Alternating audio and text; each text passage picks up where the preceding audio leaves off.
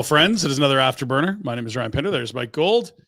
As we bring to you, if I get a little more volume in my headsets, a little recap of what was a close overtime game between the Dallas Stars and the Calgary Flames to close out this 6-game road trip. Mike, welcome to Afterburner. It is a trade deadline tomorrow. That'll be a ton of fun. We'll tell you what we're up to, what others are doing, but happy hockey fan Christmas Eve. Yeah, I mean, it's Christmas Eve in the sense that, I don't know. It depends on the Christmas. Sometimes you get a little bit disappointed at Christmas. You get the presents. Do you get disappointed at Christmas? Well, no, not recently. I when I was a little younger, I had some disappointing Christmases. Very picky. Yeah, I don't know about Christmas. Last time, I didn't quite like my gifts enough. Well, sometimes you don't get sometimes you get the socks, right? We love big trades. We love guys changing destinations. I just think for the Flames, tomorrow might be more of a sock Christmas than an Xbox Christmas. For the Flames, for sure. For yeah. the Carolina Hurricanes, I'm intrigued. The Rangers, the Sabres, lots going on. We'll get you up to speed. A couple trades today since the main program, including the Oilers getting a defenseman, it sounds like, although it can't be done yet. And a large human going to the Minnesota Wild. We'll get to that. But first, a reminder, this program is brought to you by our good friends at Bet365. You see it up there in the top right corner, that promo code NATION. Get the app, throw that code in there. And things never ordinary. It was not ordinary tonight if you had the under, like one faithful member of the Flames Can Play Defense Club had today. Also, we've got Super Chats rolling. What is a Super Chat, you ask? Well, a Super Chat is when you're in the comments here live on YouTube. You can add a dollar amount to your comment, and we'll make sure that comment gets on the show. What do we do with that money? Well, we could spend it on burgers and beers, but we just thought, what if we did something better than give it to us? Because we're dumb and we do dumb things with money. Instead, we send it to the Youth Centers of Calgary, which is a great place for kids to hang out after school before maybe their parents get home from work, whatever it is. Safe, healthy environment, then get a healthy meal, warm meal, maybe learn an instrument, play with friends, sports, read, whatever it is.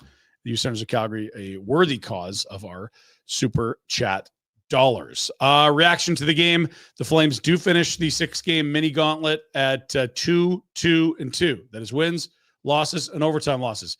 Yes, they lost 4 of the 6 games. Yes, they return home with 6 of a possible 6 points, which Mike has to be seen as a huge success for this club, understanding the caliber of opponent. 5 teams you would consider cup contenders, I imagine. They play on this trip. They come back at essentially faux 500. Yeah, and the fact that we're saying that as the 2 angry bros. Saw somebody in the comments. Is that right? Somebody in the comments called us the 2 angry bros. I've just been a grumpy dad for a while. I'm a bro again. We're on the show. Yeah, leveling up. It's like getting ID'd again. Baby. First time in like 15 years for you. But no, it does say a lot. 2-2-2. I did a show with Cammie leading into this road trip, and I said the baseline, I think, of saying, okay, maybe it's successful is 500. That's what I said. Yeah, and I that's agree. exactly what they got. So now, if you're going through, teams that aren't good, but you literally played the top team in the East by points, which is Washington. We'll see what they do in the playoffs, but it's a good team. They thoroughly handled the Flames in their first meeting.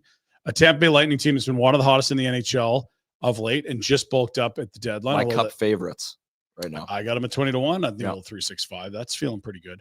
Florida, who are the reigning cup champs and also bulked up. Carolina, post-Rantanen. I don't know where they're at after tomorrow. They're clearly the team with all the cards heading into the trade deadline. And then, you had Philly, who's not great. You took care of business there, but you still had Dallas on the other side, the best team in the league since December 1st. They come home with 6 points. It's a really, really good road trip. And while it was ugly at times, they went 3 games with a single goal. They managed 2 loser points against teams that I think are very good in Carolina and Dallas. And, that Florida gauntlet has been that way for years. They are 2 of the best teams in the league for a reason, and they probably are the 2 teams that have already added the most prior to the deadline, with Bjorkstrand and Gould going to Tampa and Florida getting Seth Jones amongst some other pieces. I saw, Nico Sturm today going there. Yeah, the Lightning, to me, are the best team. The the best position to win the cup, in my opinion. And the Flames played them before they made that big addition, getting Bjorkstrand and Gould. And to me, that feels just like a redux of when they got Coleman and Goodrow. It feels like the exact same kind of move. They gave up a little bit more this time. They gave up a second in that deal. That's what they gave up for Hagel, basically. Exactly. The 2 firsts plus. Yeah, Bjorkstrand feels very much like another version of Coleman for that team. I really like the way that they're constructed.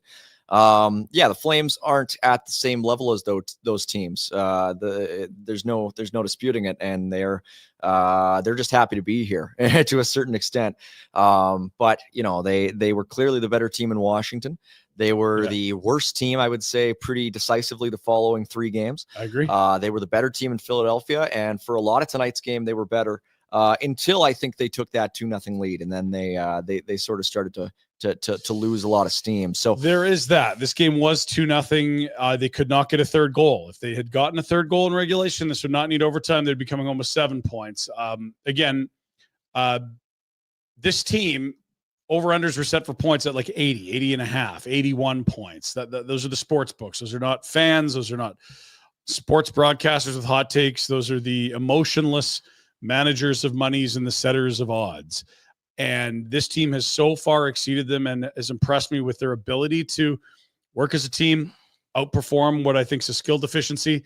They're last in the league in finishing chances at 5-on-5 in terms of 32nd in shooting percentage and even strength. They don't have a single player who's a threat to get to 60 points. Nope. They might not have a 30-goal scorer, although Huberdeau had a good stab at it for a while there. A ton of credit to this group that has proven to be greater than the sum of their individual parts. So good on them. Tonight, you could have just said end of a road trip, 6th game, we're tired. And it kind of looked like that might have hit them a bit at the end, but they worked their tails off. Didn't love the second goal on Dan Vladar, and maybe we start there. Although if you want to start with the positive, let's go there. It's Joel Farabee opening the scoring, a guy that has been fighting it offensively. And at times you're wondering, how does he fit with this group? Well, he's found a home next to Michael Backlund and Blake Coleman. It was their best line by a mile tonight. They scored twice. They nearly added the third, a few times more. And the opening goal of the night was an absolute dandy. It was gorgeous. I mean, this is Farabee coming into the zone.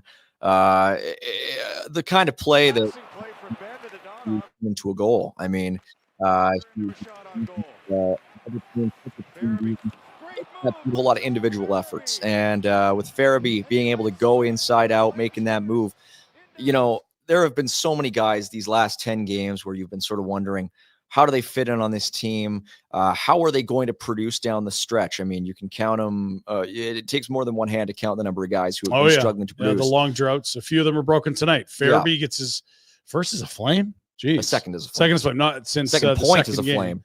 And Backlund hadn't scored since January 23rd.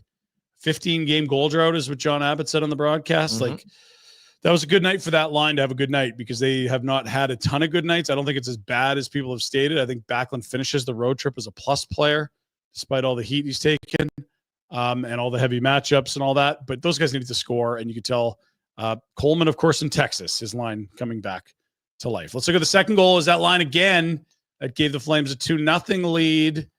And again, this line back at it again. They took the assists away. Have a look. Flames forward over the last 6 weeks. He's really been fighting it. I think part of it is he's not been 100%. But maybe, like again, we that's just, we get into the speculation mode. I mean, your Sharangovich has been dreadful. Yeah, they both. But yeah, you need more, and you're probably playing Backlund more than a contending club would want to, or a club in a playoff spot would want to. You're probably looking for offense sooner than you would on other rosters when you don't have a legitimate single 30-goal guy. Yeah. Maybe Nazem gets there. He got to 29. He saw it last year. Coleman and Sharangovich got there last year. They're nowhere near those totals this year. If you're, again, Rhett Boom and I had it out on this. If you're really looking for Michael Backlund to create offense, you've kind of missed what Michael Backlund's good at. Yes. Now, that doesn't mean he can't chip in, but again, he's up to 11 goals now, and he's going to slot in where he always scores on goals. I haven't liked his last month and a half.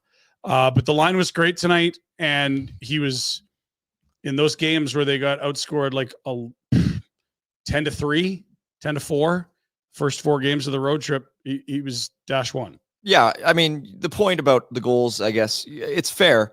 It's just the overall production hasn't been there, and it hasn't been there for him, and it hasn't been there for a lot of guys. I mean, he's now at what, 23 points on the year. That's too low. Yeah. That's too low. That's tied with Sharangovich. That's just at least one of them can defend, right? Like that's again, right. Here's the problem that you have with Michael Backlund. He's 35, and you need him to be very good. Yeah. And not a lot of 35-year-olds can play like they did at 33, never mind 31, never mind 29. And if you have to put Michael Backlund down the lineup, what are you doing? Okay, we're going to escalate Morgan Frost up the lineup, or like they don't have centers. Nope, they don't. So like, I just don't know what expectations were. Did people think he was going to get 50 points and 20 goals? Yeah, no, I'm just saying you're grading on a curve with anybody on this roster offensively, because on this team, a 30-point score is a 50-point score anywhere else. Feels like it. That's kind of what it feels like. Or they're just slotted above where they should be. I mean, are you kind of hinting at the coach sort of beating the offense out of people, or more just that guys are a line higher, so you expect more out of them? I just think offensively this team is a dud. And I think sometimes it's just a combination of things. I mean, I look back to when Mikko Rantanen was first coming into the NHL with the Avalanche, and he was a 30-point player, and Landeskog was a 30-point player that year, and McKinnon was a 50-point player that year. And sometimes it just dropped McKinnon in fantasy that year. Yeah, sometimes just a team, regardless of the coach and regardless of the players, and of course the Flames don't have any players who are as talented as those guys, but sometimes a team just overall cannot score. And I think I think that's a little different when you're talking about 18, 19, 20, 21-year-olds, but I do get the point you're making. Well, but even with Zary, I mean, and even with Coronado, the best offensive players, young offensive players on this team, half point a game, are on pace for 40 points. Yeah.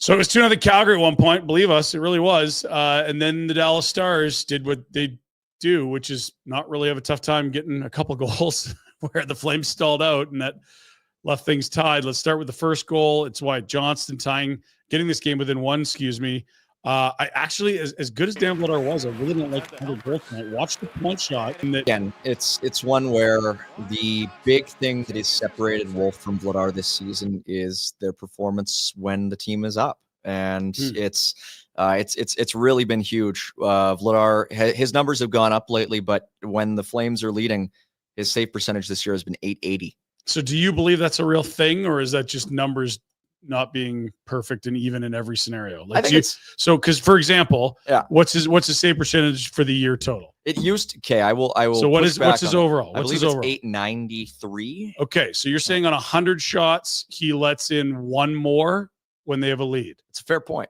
Like, that's nothing. It's a fair point. That could just be bad luck. It could be. It was bigger. It was the discrepancy was larger earlier in the season. I think he was down to like 860. It's gone up because he's had some good games. And so over the course of the season, if those numbers matched, it wouldn't surprise you. It's getting close to. It's a fair point. One shot per 100. Ultimately, it comes down to if those numbers are that disparate overall, which they are.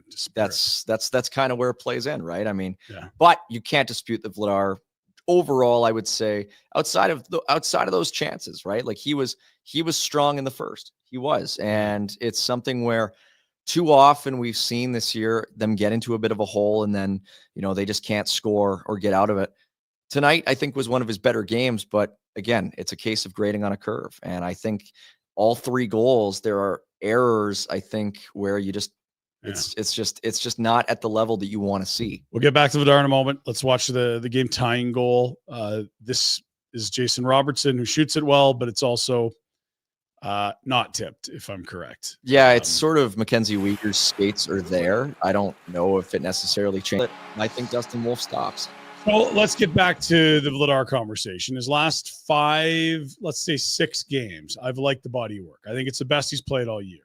I still don't think Craig Conroy's phone's ringing for a guy that makes almost 3 and, hasn't had a great year even with this nice 6-game run. 2 goals on 25 shots against St. Louis, 2 on 31 against Seattle. He was great in that contest. 1 in Washington, spectacular. He allows 3 in Florida. He should have allowed 7. He was unbelievable. He faced 42 shots, well over 30 in the second period. It could have got out of hand. And then tonight, he finishes the contest allowing 3 because they get to overtime. But again, he gave his team a chance to win. If they got 3 in regulation, they win this game. He allows 3 on 27. So it's a good run. Anyone thinking that he's on the block? I mean, maybe he is. I don't think there's going to be anything close to enough to move the needle for Craig Conroy to move him. Well, yeah, and I think it goes back to the difference in perception. I think when you trade a pick to get a player, you want to. There's always going to be an inherent value in what you gave up as an organization. I get it wasn't Conroy who made that trade, but he was in the organization when they made that trade. They don't want to the third for Vladar. You're saying, like, and I don't think they could get that if they traded him today. I don't think they could. I think if they could, he'd be gone. And I guess the impetus at this point is, well, if we're going to trade this guy, who's going to be our backup? Is it going to be Devin Cooley, the guy whose save percentage has gone down 30 points over the last 2 months? Struggled mightily since his injury. Exactly. Yeah. And so it's maybe not, he's maybe not 100%, but that even strengthens the case. If he's not 100%, then you don't have anybody. And so it's, I just don't really know if the interest is there. And even if there is any interest, if you're Craig Conroy, you're looking at this team and saying, we're in a playoff spot right now. And he's playing well right now. He's playing fine. And if you're trading this guy, it might not be as simple as it was 2 months ago to say, we want Devin Cooley to be our backup, because I don't know if you're necessarily he's not ready to all that comfortable right now. Yeah. And so if you're trading Vladar, all of a sudden you kind of have a need, which 2 months ago, if you're having this conversation, I don't know if you sort of can say that as easily. So I think that's where the problem lies with moving Vladar at this point. Yeah, there's not a market in terms of what they want from. There were times I was hopeful they would get that third back they paid to Boston years ago, or maybe even a second. But this was the year. Markstrom was gone. It was a 50-50 split for what felt like 2+ months. Yeah. And that was his chance to be the better goalie and take the reins, earn huge money in a contract year, allow the Flames to move you if necessary, if they didn't want to re-sign you for picks. And he was just 890 Dan, which he's been all but 1 year here. And there's spectacular saves, and I love his battle, but often the spectacular saves are born out of not being square to the puck or moving way too far that way. And for a guy who's 6'7", it's wild how often he has to sprawl to get to a puck when 5'11" or whatever it is, Dustin Wolf, feels square to it all the time. It's got to feel like such a missed opportunity, because I look at Karel Vejmelka, who just signed a big 5-year extension with Utah, and whose track record, honestly, not that different. You know, you go back playing behind some pretty rough defenses, being an 890 guy for pretty much his entire career, gets thrust into it this year, has a big year, even behind a Utah team that has still a lot of flaws, and 5 years, 20+ million. Yeah. You know, I don't know if Vladar was ever lining up for that. I had a good year this year. I mean, Kevin Lankinen didn't have a deal September 1st. Yeah, and now he got 20+ million. Yeah. So this is Joey Decord's 25 million over 5. This was, if you're going to have a good year, you had to do it now, and he hasn't. Yeah. It's now too late, even if he is great the rest of the way. And again, tonight, we liked him. And on both goals in regulation, he should have kind of had that. And that's the thing. And that's the Dan Vladar experience. That's what separates Vladar from an elite starter is a good game for Vladar is still a game where he gives up 3 goals. And one, you're like, And for a elite starter, and that's what I think Dustin Wolf is at this point, you are looking at a player who stopped shots that should have gone in. Yes, not the opposite. And that's ultimately what the difference is. Okay, let's get to the overtime goal. It was 2-2. Flames hanging on for dear life at the end. And they do get to overtime. They get the point that allows them to come home at NHL full 500, which is 6 points in 6 games, despite winning just 2 of those 6 games. Let's get to the OT winner. Crowd on their feet. This, to me, is a miss by Huberdeau. He kind of drifts and follows the puck carrier when Sharangovich is already there. Like he knows it. I mean, he slams the stick. Yeah. It's just everyone's got a man here. So who's Huberdeau's guy? Yeah, that's, to me. When that pass is made, it's clear who Sharangovich is supposed to be covering. It's clear who the other guy. Well, okay. Sorry, John. That was your guy, I guess. Yeah. I mean, you can see Yegor drifts over to the right. There's a bigger conversation to be had about if Yegor should have been out there in overtime. I don't think he should have been. But at the same token, to me, that's way more on Huberdeau and honestly Vladar. I mean, I get it. It's a deflection. But that's a slow shot along the ice. I mean, it's tough to react to stuff like that, but that's another one where you're just kind of saying, you kind of probably want that back. Now, here's the thing. This was almost a different tone of the show because moments before that happened, Nazem Kadri came down Main Street, made a gorgeous move off a drop pass, and looked like he was staring at a yawning 4x6. Like, hey, here's the game on my stick, and let's head home with some beers on the flight, fellas, because I just won this. Oh, post. How does it not go in? That's and that angle is different than the one we see on TV because it shows how close Ottinger does get to getting over and that it's not a full net, but he still has a significant bit of net to shoot at, probably middle piping in from his eyes perspective or his stick's perspective. Very close chance for Kadri. That would have changed the whole tone of everything on the night, obviously. Of course. In winning and losing. It was a beautiful play. I mean, he stepped right up. I thought Kadri and Huberdeau had some good looks in overtime. I think just by the end of it, Huberdeau's got to get off. I mean, they had some really long shifts in OT. Sharangovich had a long shift that was somehow a bad didn't one. Get off. Couldn't get off. Huberdeau couldn't get off. I think Huberdeau actually had more of an opportunity to get off. It was rough, and by the end of it, he's the guy who kind of gets caught in no man's land, and it's just not good. But I want to go back. I just don't know why they were so married to the same guys over and over again in overtime. When you have, I mean, Joel Farabee didn't step on the ice once in overtime. I thought he was one of their best players in the game. Connor Zary. Yeah. I don't know if Zary's in the doghouse with Huska right now, or if after scoring 2 the other night, by the way, in Philly, played 11 minutes tonight. Yeah, his line was and they bumped him up for a shift here or there, but not enough for the Frost line for me. And I would like him in the bigger situations than Yegor. Yeah. Maybe this is just a small sample and things will even out, but he shouldn't be living on the fourth line while Yegor's on the Frost line. That just doesn't make sense to me. Sharangovich 19 minutes tonight, even. Zary 11-18. Yeah, it doesn't make sense. And I know they're trying to get Yegor going, but I mean, Zary all year, the body of work's been so much better than what Sharangovich has given. Yeah, I'm a huge Yegor guy. He's been a great shooter ever since he came into the league, with basically a couple blips here and there, but pretty consistent, except not now. Not now. It's just not there at all. No. And I just don't see the reason playing him that much. It seems like you're setting yourselves up. This is a guy who, if you want to get him going, you should be putting him in very specific deployments, sort of spot duty, giving him sort of plum isolation. You know, they haven't really sheltered him a whole lot compared to some of the other guys on the team. I would be looking to shelter him and sort of give him very specific deployment, because I don't know. Again, I don't know if it's injury. I don't know if it's the yips. I don't know what it is, but he hasn't been shooting nearly as much as he should. And granted, his production is sort of in line with other guys on the team, but the eye just does not like Yegor right now at all.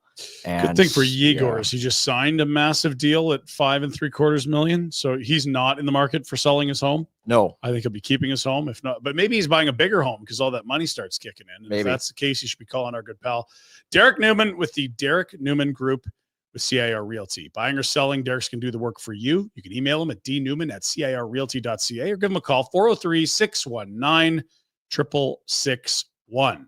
It's your first time? Like maybe Mike, if you bought a home, it'd be your first time. Or Yegor, who might be very seasoned in the buying and selling of homes. Derek's going to take the time to make sure he executes on your goals and what you want done. On the selling side, he'll do a pre-listing consultation. Also, he's got the ability to go find houses that aren't even on the market yet. And maybe you're selling. What about stage in the house? We can do that. That can help us get a little more value. The complimentary in-house home staging consultation. If you're interested in buying or selling and you're in the Calgary area, give him a call, 403-619-6661. He'll make it easy for you. Let Derek put his network to work for you. That's Derek Newman with the Derek Newman Group at CIR Realty. It's good, man. You know Derek well? I actually know the family. Very good. Derek's mom was my piano teacher. Come on. Not even kidding. See, it doesn't get more. Not even kidding. Talk about salt of the earth. Not even kidding. Good stuff. I was a piano teacher's son. If you can't trust him, by God. I didn't try very hard. I was probably a pretty bad student, but I was too. Yeah. I like video games more than piano. Weird. Yeah, that one works. Yeah. Trade deadlines tomorrow. Okay, so trades today. Nico Sturm went to Florida. Speedy banger, great on faceoff, centerman from the Sharks. Speedy banger. Makes $2 million a year, I want to say. I don't know that I saw retention, but it's a very good ad for Florida, who's filling out their depth after a Seth Jones trade. Apparently they're in on Randon too. Kachuk getting hurt was like the most perfect thing. And everyone's like, oh, the Four Nations, the Kachucks are hurt. The Panthers must be furious. Like, no, they're doing backflips. Now they can add a $9 million player. What are you talking about? And that's already happened once with Seth Jones' arrival. That's one deal we saw today. Jake Wallman appears to be heading to the Edmonton Oilers. He was packaged with a second from Detroit to get him to San Jose. And now the Sharks will be getting assets for him, like they got with him. He's had a great year. He was very good for his time in Detroit for much of it. Stevie Y, a little mud on his face on this one. Egg on his face? Sure. Mud, all the stuff on his face. Because Wallman has had a lot of very productive years in the NHL, and Stevie Y gave him away for nothing plus a second. Yeah, it's Yzerman has made his fair share of completely perplexing decisions. That's the big one right now in Detroit, and that one certainly didn't look very good. Left shot D has some offense, good shot. Well, I don't know why they're adding a lefty. I thought it was a righty to play with Nurse is what they're looking. Well, I don't get why Edmonton is in the market for an offensive defenseman. I mean, Wallman's got decent underlyings. His defensive prevention rates aren't that great, but better at offense and defense. Fair to say. I would say so. Player who I think is a good player. He's a guy who I kind of liked the idea of Calgary trading for it at some point last summer, but I think he fits Calgary's needs more than he fits Edmonton's needs. I kind of agree. I don't really know. Now maybe this is a chestnut checkers and they're like, look, Bouchard's number's going to be way too big. And here's a right shot, but I guess he's the lefty too. I don't know. I really don't know.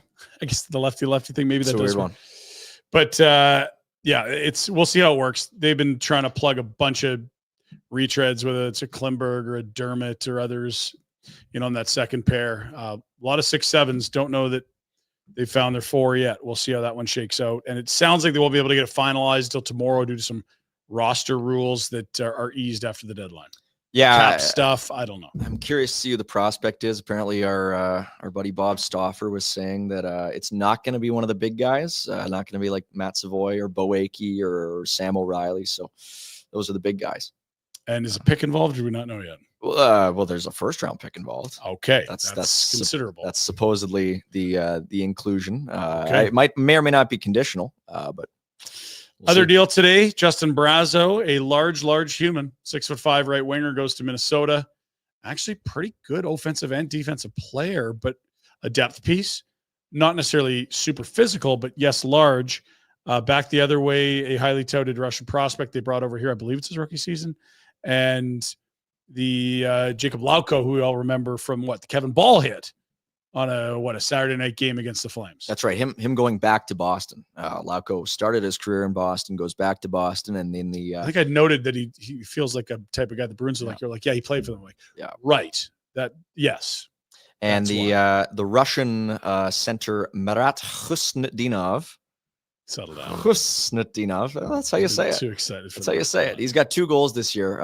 He's played almost the full season with the Wild, but had some good KHL numbers. So I think Boston's hoping that he can be at least a piece for them down the middle, because Lord knows they need more pieces down the middle, and maybe Marat Khusnutdinov will be the guy. If you say that again, you're banned from working on the show ever again. So what's the score over there? What do you got there, Oilers fan? Still 2-2. Yeah, late in the third. Yeah.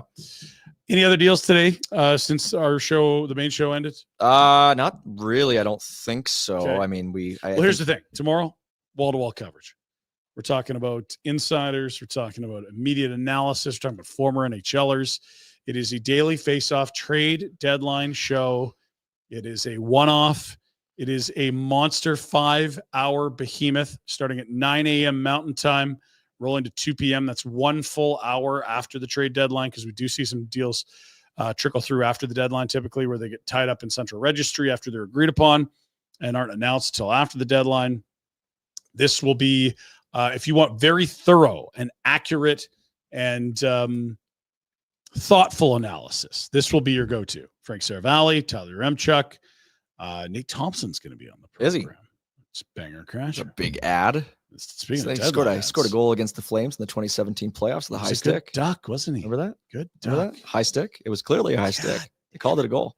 Now, if you're looking for less informative and dumber and worse analysis, and maybe even a little meat sweatier and drunker, well, the Barnburner Boys tomorrow will be live with our trade deadline coverage following a regular main show where we will be sober. We will turn the cameras around, hang out on the couches. Already a massive stockpile from Origin Malting and Brewing has arrived. Thank you, Origin Malting and Brewing. If you're not familiar, Strathmore, buddies, 5th generation farmers, grow great barley. Why don't we try making malt?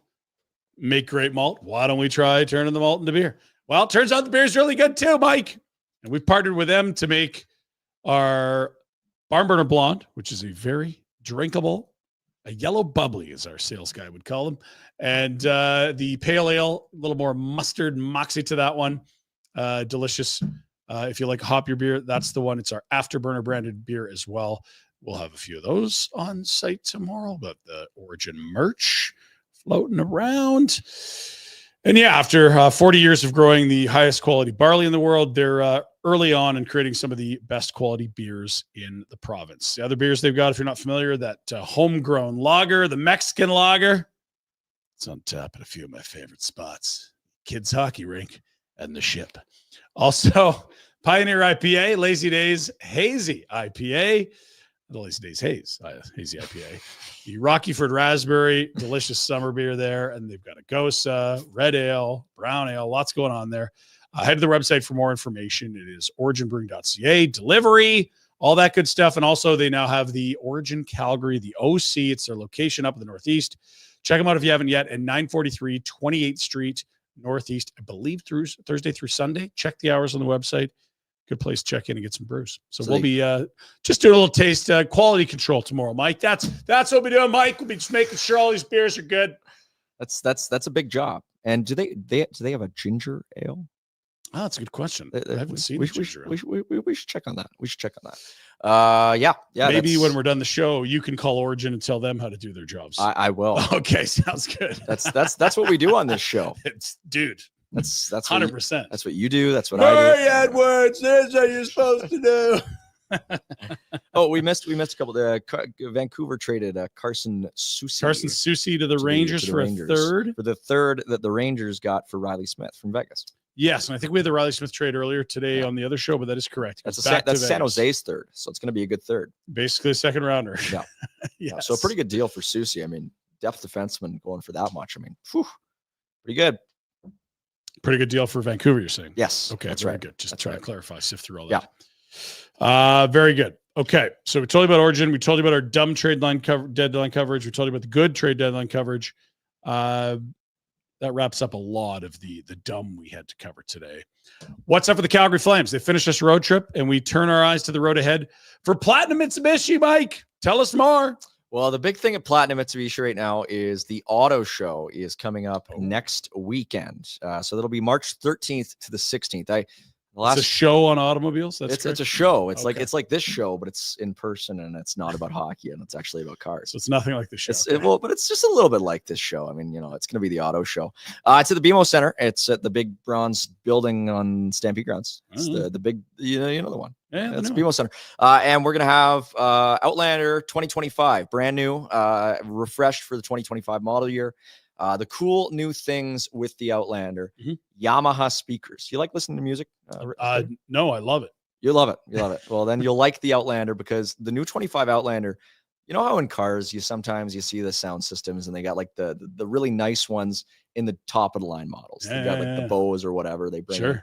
Yamaha in the 25 Outlander, the base model all the way up. Standard the whole way through. It's standard. Love it. It's standard. All of them got the Yamahas. They're the 7-seaters sold at Platinum Mitsubishi, 2720 Barlow Trail Northeast. And GT Premium, new this year, get it, brown leather interior. Ooh. Like old hockey pads.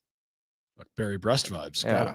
Barry Breast, Jesus. It's my boy. Abbotsford Heat. Flames are back for 3-game homestand and then another road trip. Walk us through the road ahead. There's some very interesting games here, some 4-pointers, some league contenders. Well, maybe even a doormat here. Before we go first, Yaz, give me that Cheryl Roger comment.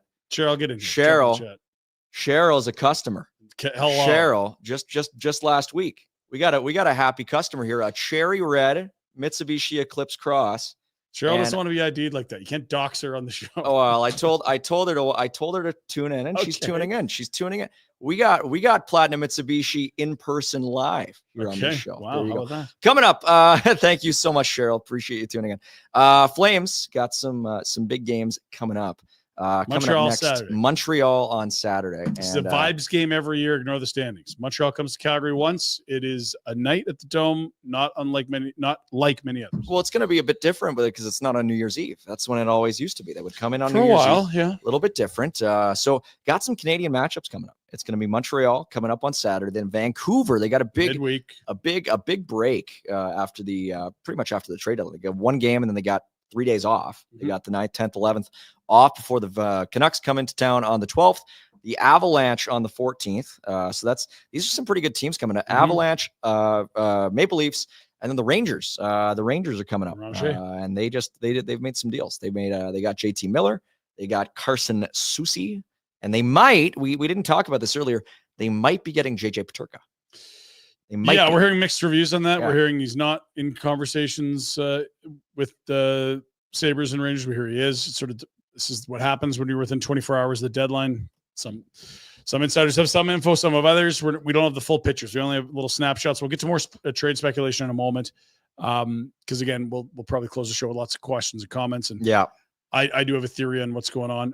But just to get back to the Flames road ahead here for Platinum Mitsubishi, it's 3-game homestand. That's right. Montreal, Vancouver, Colorado. Montreal's a bit of a tricky nut right now. They've played, I don't know, like whatever it is, they seem to be, even when they're bad in the standings, they can be a tricky team for the Flames. The building's always rocking. Vancouver is a huge game for the standings. I don't have to explain that to people that tune into this show. Canucks and Flames have been battling back and forth in and out of that second wild card. And Colorado steamrolled them pretty good. And it's the first of 2 games left with Colorado remaining on the schedule. The 4-game roadie that follows Toronto, the Rangers, the Devils, who are suddenly reeling without Jack Hughes. No kidding. And we'll see what they do. And then the Islanders, we'll see what they do. They have a couple pending UFAs in Palmieri and Brock Nelson that they might be moving tomorrow. So interesting 7 games ahead, 3 at home, and then another tricky road trip. After that 4-gamer, they're done playing teams from the Eastern Conference. That Devils, I'm glad you brought up the Devils because with everything that's going on, Jack Hughes is out. People might have missed that Dougie Hamilton is out week to week. Markstrom's only just getting back. Sure stinged up too. Yeah, like everybody's hurt in New Jersey. That Flames have their first round pick. They have their first round pick in the Jacob Markstrom That trade. pick is starting to get really close to where the Flames pick is. And it might soften the blow a little if you end up giving your pick to Montreal if the Jersey pick's right beside it. Yeah, no kidding. We're still going to get that guy we wanted in theory, although you'd probably always argue, geez, it'd be nice to have both those picks, but it would sting less if the Jersey pick is snuggled right up to the location of a pick you're going to send to Montreal for that Monahan deal. No kidding. We'll get to our Bet365 wagers in a moment, but let's get to comments and questions. Yasmin, if they're trade deadline related, because I want to give you my trade deadline take here as we hit the 40-minute mark of the program. I think this entire market with forwards is waiting for Mikko Rantanen. The Carolina Hurricanes have a choice to make. He has said, I'm not extending before the deadline. Might later. It's just too soon. It's too much. I've known one city my whole life, my whole adult life since I was drafted. And now I've been here for on and off for 3 weeks, 4 nations. Like I've hardly been here. He didn't play his 3rd game in a row in a Carolina uniform until this week at home. Just not ready to commit for the next 8 years of my life. Maybe I will be in the spring. And so the Hurricanes have 2 options here. They walk this player through the trade deadline and potentially towards free agency.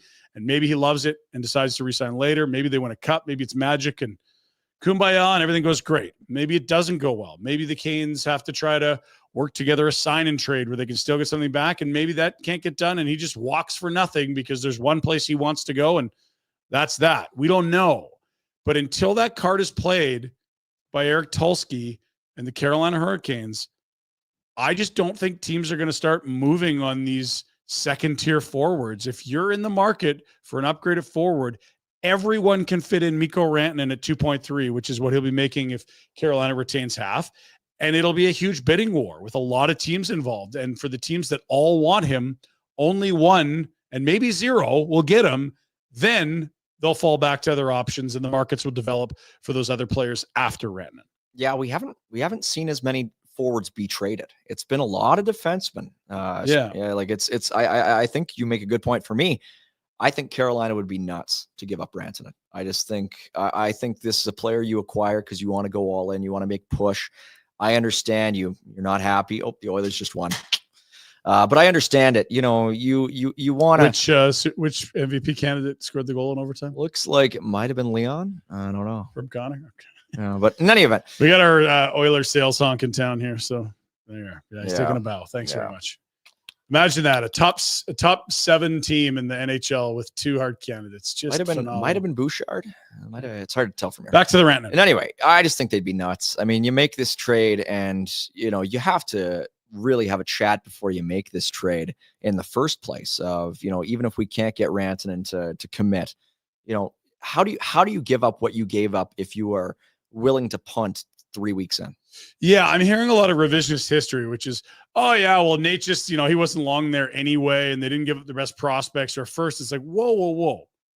Nate just is having a monster year, well over a point per game when he leaves Carolina. If you don't move him for Rantanen, you can trade him this summer for an absolute haul. Well, and he's cost controlled, and he's coming off a career year. The fit. You don't know what the fit with Rantanen. Yeah, that's the whole thing.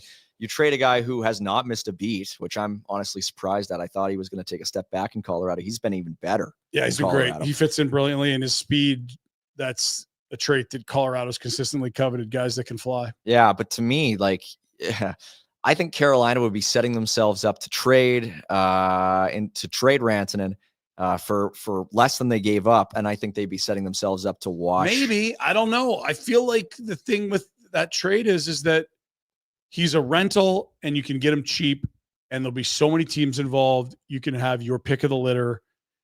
I don't think the original Rantanen deal was like Colorado polling 30 teams of what they could get. And they're like, well, Carolina's offers the best. It was a spot where they knew where they weren't going to get their guy. They targeted somebody they wanted. Rantanen at $2.3 million might be the greatest rental available in the last decade. I could expect you should get multiple first prospects, players, whatever you want, you should be able to get. Now, the challenge is going to be fit, because I think it's a contender that wants him as a rental. And those aren't the type of teams that want to give up roster players, and Carolina's still good. So maybe you have to do we'll trade you for all these futures, turn around and make all these futures deals with those assets for other teams, not unlike the Horvat turning into Hronek, not unlike the JT Miller turning into Marcus Pettersson. Vancouver's pulled that move twice. I don't think it's necessarily easy, but I do think they would get an incredible haul for Mikko Rantanen, because most teams that have $2.5 million of cap space don't have the option to go get a superstar. And now suddenly we can do this. We can add this guy. I just think regardless of whether if they do trade him, I think they're starting off from a worse position than they were to begin with. And I just, for me, I'd rather just ride it out. My guess is what I'm in agreement with you, but I just think we need to see what a bidding war for a fringy superstar looks like before we're sure. Yeah, they might get a monster haul. That's fair. It's fair. Like maybe somehow, some way. Well, I don't know. It's pie in the sky stuff. But what if you could pry a guy out that you thought was not available and that's a star, and that Rantanen would be the centerpiece of a team reloading? I thought Rantanen was that guy, though. Like we didn't know he was available. That's the whole thing. Of course, but now everyone knows he's available, and I'm talking about who you getting back now.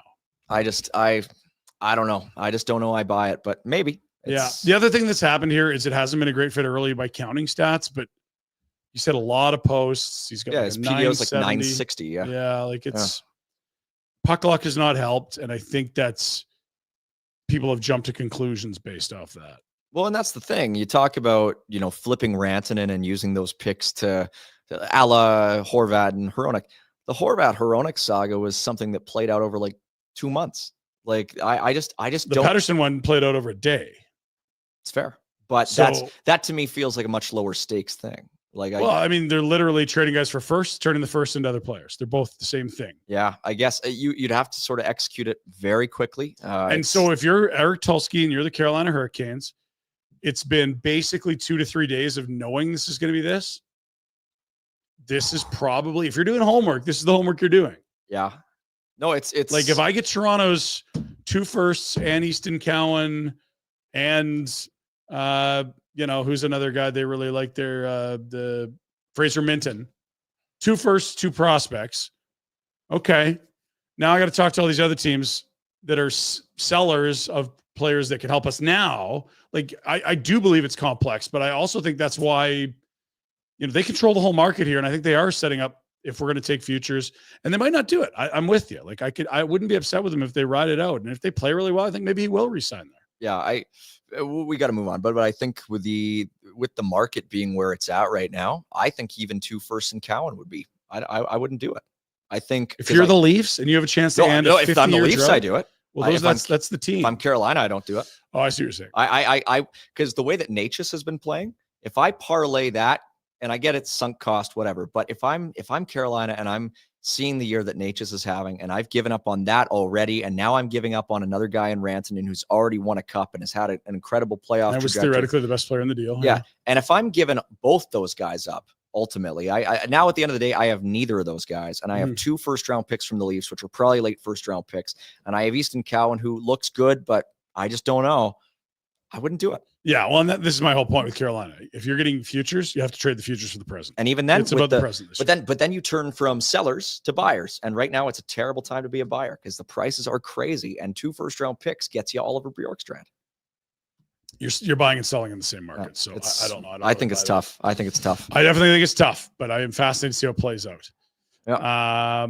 Okay, let's move. Comments and questions. Yes, anything trade deadline. We'll start with Francis. Says he thinks we're going to add a couple during intermission. I think he said it during the intermission that he thinks we're going to add a couple guys.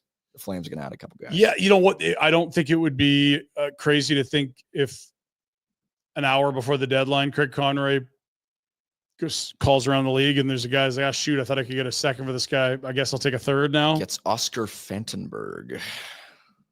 Hopefully better, but yeah.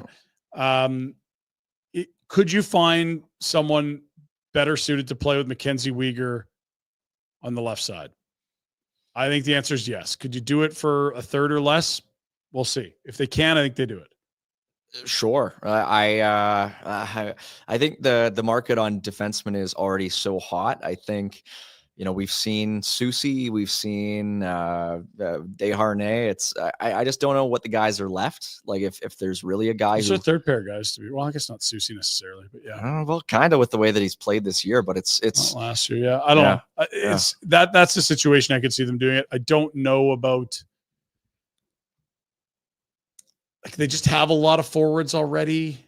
Like let's say you threw a third at Chicago for Ryan Donato. I don't think that gets it done.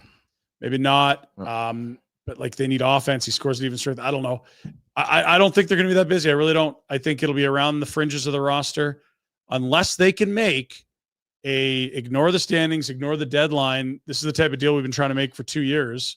That deal they'll do, but I just don't know that tomorrow's about that. Tomorrow's going to be more about who's buying, who's selling. Like who's in a position to win, who's in a position to step back. And the Flames really are in the middle of that. This year reminds me a lot of the year when the Flames' only deadline move was getting Freddie Modin for a 7th. I don't think buying makes sense. I don't think they see selling as an outcome that makes sense. People in the chat are talking about Brandon Carlo. I think Brandon Carlo is going to cost you a first. I don't think you should be giving up futures for a guy like Brandon Carlo. I don't think it makes sense. Yeah, I agree. He's 28. He's at a reasonable hit at 4.1 for the next 3 years. I wouldn't do it. That's an expensive asset to add. Yeah, no chance. I think he's a great fit, but I don't think this is the phase of their life cycle. They should be giving up firsts and prospects for a player. No, that's what Boston will want. Jake Wallman just went for a first-round pick, we think. And Jake Wallman, to me, is a good player. He's a flawed player. He's a guy who, I would say is an upgrade on what the Flames have in terms of a guy who could play with Weegar, but I don't want to give up first for that guy.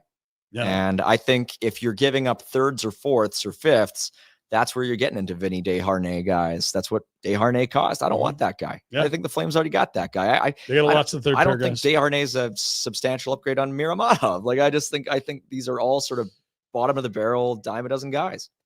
I think they're going to get a look at Kuzmenkov here soon, Kuznetsov. Yeah. Stupid ret. Killing my Kuzmenkov.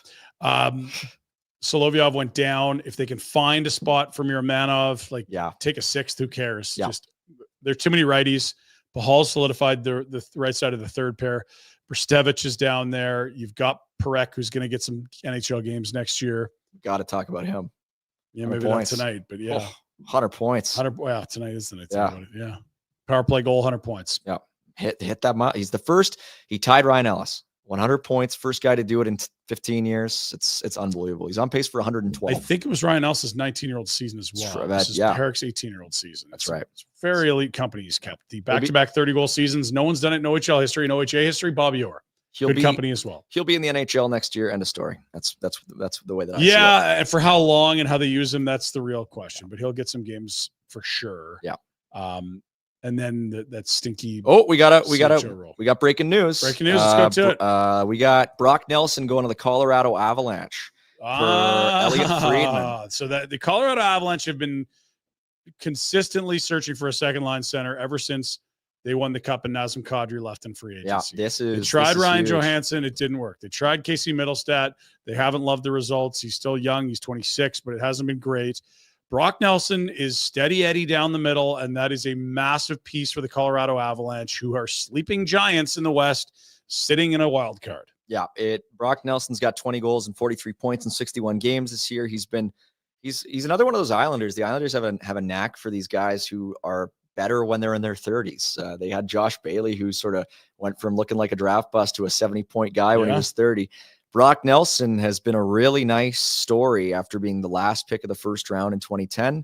And we don't know anything about the deal beyond that. It looks like Brock Nelson's going to Colorado. Colorado's still playing right now. Played at Four Nations and was a guy that he's not going to wow you offensively, but just really strong 2C. Yeah. That's the biggest need Colorado has. They might try another D-man, but that is a huge get for the Avs. And if you can slot your Middlestat as the third line center and shelter him more, that's probably helpful for him. Or maybe now they look to move Middlestat and get more assets. We'll see. He's got 5 3/4, I think, salary. That would open I almost some space. wonder if he's in this trade. Maybe, yeah. I could see Islanders would like that. That's a young center. They don't have a lot of those. Avs don't have a first round pick this year. They do the next 2 years after that. They're really low on picks this year. They've only got 2 in the first 6 rounds. Yeah. So there you go. Yeah. Okay, good. Thanks for that, Mike. Other comments and questions, Cammy, especially trade deadline related. We can jump to anything else if that's what's left. Pinder's Did I grooming. just call Yasmin Cammy or did I? Yeah, you did. Yeah, okay. I was wondering why. Connor Murphy. Okay, so I saw this today. I started thinking, like, why are you signing Connor Murphy to a deal that ends this year? Okay, well, if they trade Vladar, they're going to have to call someone up, and then the HL team's going to need someone to go there. But then I'm like, people are saying no. And I'm like, okay, well, explain. And the best way I can explain it is he's on an AHL two-way contract, which means he has a certain salary at the American League level and the East Coast League level, the ECHL, I should say. Other teams in the NHL can sign a player that are on AHL, not NHL deals. Like, let's say the Oilers, Calvin Pickard gets hurt tonight. Oh, well, we don't think Connor Murphy's going to be an NHL goalie, but Olivier Rodriguez is going to come up. Now we need a goalie for Bakersfield.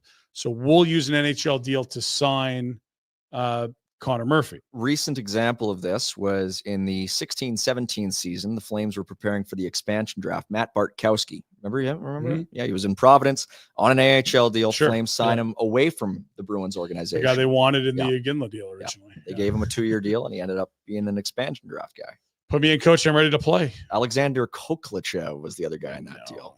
Koklichev. Kusnatinov. You're off. I know. I'm sorry. He's done. So I think the Connor Murphy thing is really just an insurance policy that if another team runs into a goalie issue, they can't just poach Connor Murphy, who is the Flames insurance policy. I thought it was very noteworthy this afternoon. I love all 3 of these guys.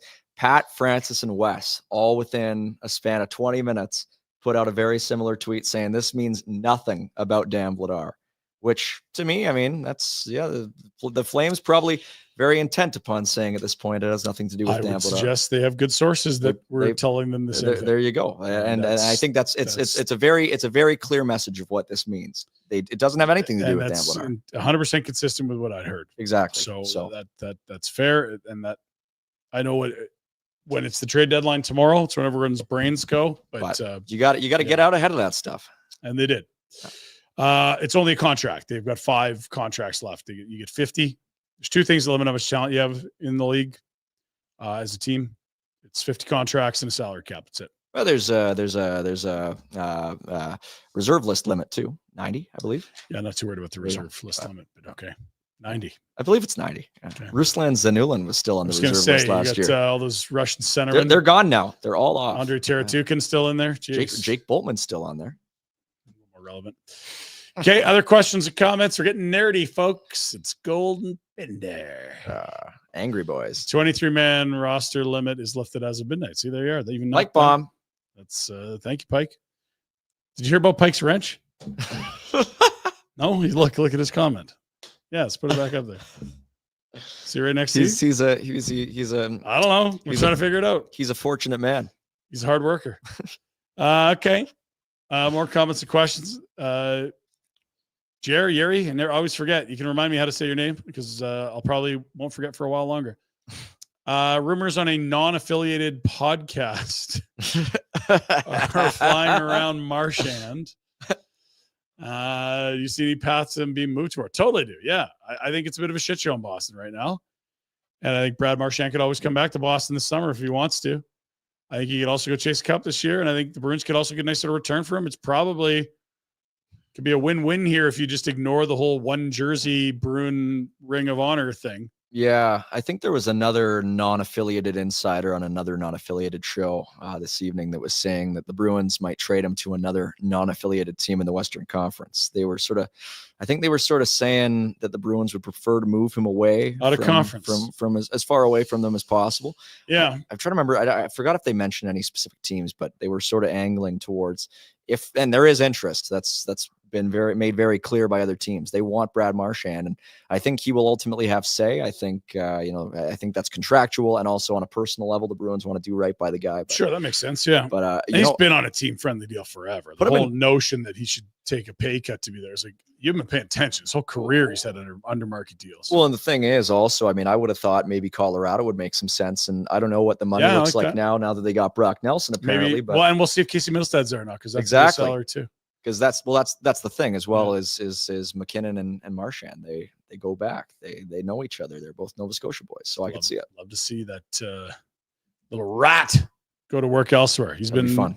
Hated and more regrettingly loved. Not unlike Kevin Bieksa on hockey. Ooh, here we go. I got trade details. We got trade details. Okay, here's the deal. Our buddy Oliver Shillington is going to the New York Islanders as part of the Brock Nelson trade. It is Brock Nelson and William Dufour, who was at one point a pretty well-regarded prospect, a big winner prospect, for Oliver Shillington, Callum Ritchie.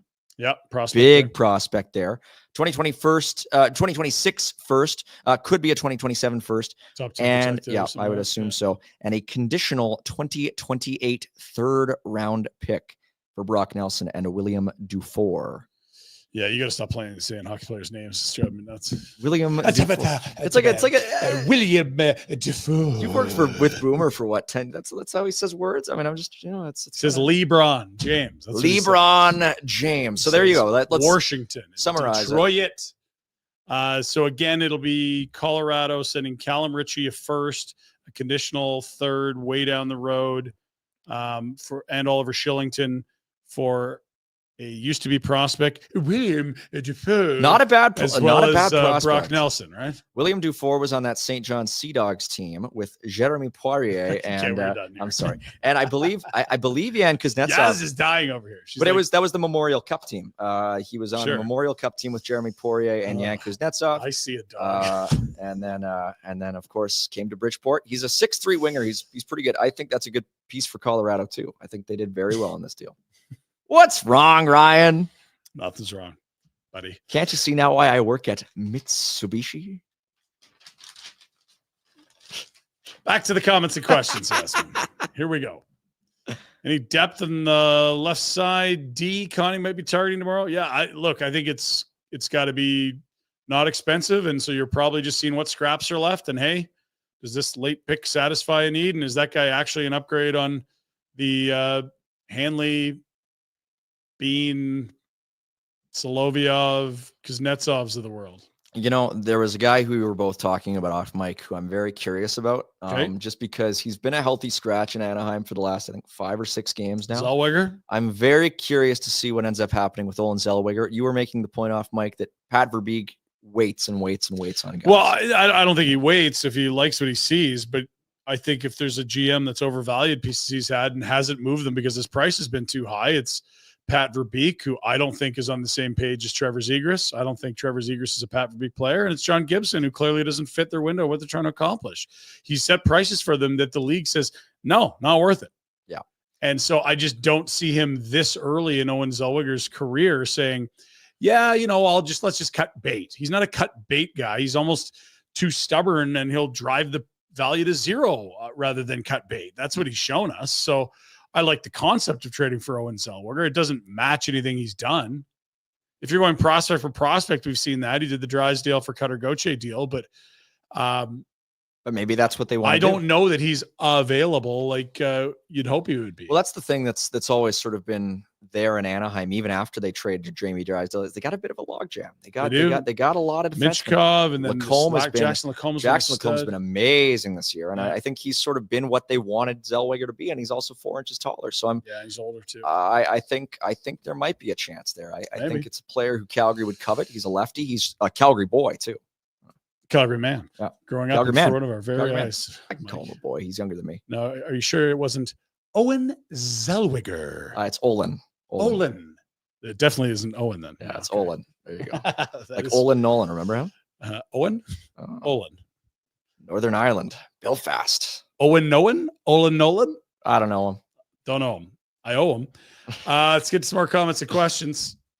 Please end this damn show. So Wolf starts Saturday, right? Yeah, I do think Wolf will start Saturday. Yes. You? Sure. Yeah. I mean, they've been alternating and it's worked. Yeah, by all means. Okay. Next. Yeah. Keep it going. Question for Team Tank. If we miss, who are you bandwagoning? And don't just say whoever plays Edmonton, because that implies a deep run for the Oil. No, whoever's playing Edmonton in the first round when they upset Edmonton. That's right. Obviously. I'd be cheering for Columbus. I hope they do something. I hope they get in. Yeah. I hope they get in. If Ottawa gets in, that'd be a fun story. Winnipeg is the only market that could actually be Canada's team, despite the nonsense narratives spewed by people every single spring. Who could hate the Winnipeg Jets in Canada? I mean, I went to Winnipeg earlier this year and I watched the Flames get smoked. Didn't ask you about that. Who could hate the Winnipeg Jets? They don't have a natural Canadian rival. Nope, they don't. They're not. They haven't won 4 draft lotteries in 7 years. They don't have notoriously psycho media that think it's the center of the universe. I mean, I think you can. You have empathy for Winnipeg. You're like, yeah, no one really wants to play there, and they have a good team. I'm proud of them. That they've done really well with a shitty hand. I'd cheer for Winnipeg. You know why nobody hates the Jets? Because they haven't won anything. They can't win in the playoffs. Another one reason they could be Canada's team. That's they're the sad sacks a little bit. They got a nice rink though. It's small, but I like it. Bad news, Mike. I'm seeing CeeLo in the chat. Love your music, CeeLo. Keep up the great work. Saying Anaheim will not give up Owen nor Olen Zellweger. What about Renee? Not available, I'm told. Not for you. All right. To go back into my diary and try and find something else. Yes. Sure. Thank you. Just forget you. Other comments and questions, not regarding Owens, or Zellwegers. Anything. Pike had a good point. Olen Zellweger and Dustin Wolf were teammates with the WHL's Everett Silvertips. Pike Wrench. Attaboy. Yeah. Love to see that. I like that. You ever been to Everett? You ever been to the Angel? No, I haven't. Angel of the Winds Arena. It's an excellent rink. I'll take your word for it. Let's get to our bets of the day. We do that for our great pals at Bet365. We're actually taking a look at tomorrow night's slate because, a lot of hockey games tomorrow. We love our hockey, and the games tonight are just wrapping up if they're not already done. Big slate, Wings, Caps, Jets, Devils. The Utahs got a win last night. They're steadily lurking around the final playoff spot. Also, Vancouver in action. That'll be of note. The Minnesota Wild, after an acquisition today, will be in Vancouver. That of note to Flames fans. And the Blues in Anaheim, in Orange County, to take on the Ducks, not to ride the rides at Disneyland. They're instead going to play the Ducks. Three teams that I think have the best chance of catching the Calgary Flames in the wild card too. All in action tomorrow night. All those odds available via our friends at Bet365. I do have something new to tell you about Bet365. So it's never ordinary. Well, we knew that. In fact, I have to do a little thing. Breaking news from Bet365, where every nail-biting overtime win is a barn burner. Every faceoff, hat trick, power play, shot on goal, penalty shot, and every suspenseful minute in between is amazing. Whatever the moment, it's never ordinary at Bet365, an official partner of the NHL. Download the Bet365 app today and use the code NATION to get in on the game. Must be 19 or older. Please play responsibly. That was a very responsible ad read. Thank you. Yeah, I liked it. Any games tomorrow you want to key in on? Let's look at those three of the non-Flames flame rivals. The Blues, again, the Canucks in action against Minnesota. Minnesota's a tough out. They're dinged up, but they work hard. They get good goaltending. And then the other one's obviously Utah in action. Flash that back up, would you? Yes. Well, it's very interesting because even with the Flames getting a point tonight, they move up to 14th in the standings with the point tonight. So they're very far out of the bottom 10. You think, no, they're not very far out of the bottom 10. The team in 23rd right now is the Boston Bruins with 64 points. They're at 68. So, it's 4 points out of a top 10 pick and firmly in the second wild card by a single point. It's wild how tight it is between, wow, you're going to get a good player, and let's make sure we're selling those playoff tickets, sales team. There are truly no terrible, terrible teams, with the exception of, Chicago and San Jose this year. But we've seen, in the years, a real plateau at around 6th from the bottom where you get, a half dozen truly awful teams. And this year it's really, really close. And I think the threshold for a playoff spot is going to be a lot lower. And I think the threshold for a top 10 pick is going to be a lot higher, where I just think that margin of error is going to be so thin, and it already is so thin. And so these games where with Utah, they're 3 points back, St. Louis, they're 2 points back, the Canucks, they're 1 point back.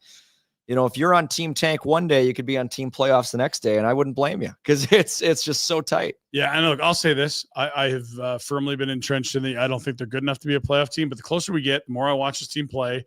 And the more we watch Vancouver stumble and St. Louis not be that good, despite their GM thinking there are, and Utah missing their two of their top 3 defensemen for half a season. Look, it would be incredible if this Flames team got into the playoffs. And I'm less concerned about a pick you're giving to Montreal if you are in playoff hockey. Yeah, of course. Because in this year's draft, especially, the difference between picking 17, 18, 19 or 21, 23, where, that jersey pick probably falls in, and it's not that huge. It's kind of pretty scrambled after the top 8. It's kind of the consensus, and consensus is probably a stronger word, but sort of the vibe I'm getting around this year's draft class. I think we all thought there'd never be another playoff game at the Scotiabank Saddledome for the Calgary Flames. Yeah, it's fair. That would be a fun thing for this city to have and for this group to achieve, given that no one really gave them a chance to do it outside that locker room. So a tip of the cap to them if they can pull it off. And look, we have meaningful hockey a week into March. Flames are on a playoff spot. That's crazy. They are 3 points back of the New Jersey Devils. 4 points back in the New Jersey Devils. They got a game in hand. If the season ends today, Calgary gets pick 20 from New Jersey, and they're giving away pick 18 to Florida or to Montreal. Yeah, it's Florida bonkers. Would pick somewhere around 28. And that's the thing is Florida is, there's sort of a clear cut top 2 teams, Winnipeg and Washington. Yeah. Nobody's catching them. Dallas is a couple points up on Florida, and then just similar to how close it is with Edmonton. The middle 10. Yeah. The top 10 is kind of close too. It's Florida at 81, Vegas at 80, Toronto at 79, Tampa at 78, Carolina at 78, Minnesota at 76. We have no idea what the pick is that Calgary's going to get from Florida. So if they do, there's so much up in the air, and I'm very curious to see how it works out. Because you were saying tomorrow's like Christmas. For me, the draft's like Christmas. That's the real Christmas. Tomorrow's like St. Patrick's Day. Tomorrow's like the Easter chocolate coins, chocolate eggs around the house. Yeah. My bad. I made the wrong. Maybe a box of Lucky Charms. I won't screw it up next time. Thanks for being with us, I guess. Flames are home for 3. Then back out for another 4-gamer. Mike, thanks for joining us on Afterburner. Yasmin or Cammy, whatever you want to be known as now. Thanks for being here as well. Appreciate it. We'll see you on the main show tomorrow. We also have a trade deadline special. See you, buddies.